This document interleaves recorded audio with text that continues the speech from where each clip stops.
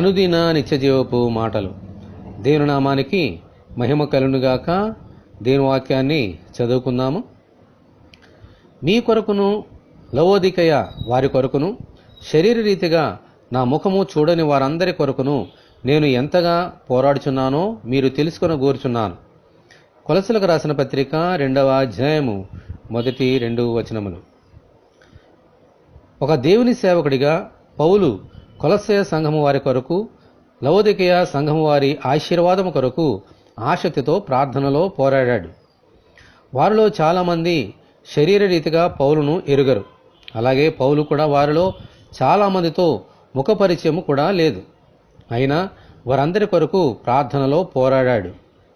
మనుషులందరి కొరకు విశ్వాసులు ప్రార్థన చేయాలని పరిశుద్ధ లేఖనము బోధిస్తోంది. సామాన్యుల కొరకు, అధికారుల కొరకు, రాజుల కొరకు, విశ్వాసుల కొరకు, అవిశ్వాసుల కొరకు ప్రార్థన చేయాలి. ప్రభువును ఎరుగని వారు ఈ లోకంలో చాలామంది ఉన్నారు. ఎరిగిన విశ్వాసములో బలహీనులుగా ఉన్నవారు చాలామంది ఉన్నారు. ఎవరూ నశించకుండా దేవుని రాజ్యంలో ప్రవేశించినట్లు మనుషులందరి కొరకు ప్రార్థన చేయవలసిన బాధ్యత మన మీద ఉన్నది. దేవునికి స్తోత్రం, హల్లెలూయా.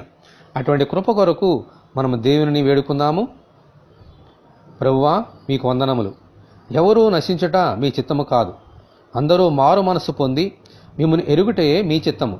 అలాగున మనుషులందరి కొరకు అనుదినము ప్రార్థించినట్లు అనుగ్రహించమని, ఈ వాక్యం వింటున్న నీ బిడ్డలందరినీ అలాగున దీవించమని ప్రభువైన యేసుక్రీస్తు ద్వారా ప్రార్థన చేయుచున్నాము తండ్రి, ఆమేన్.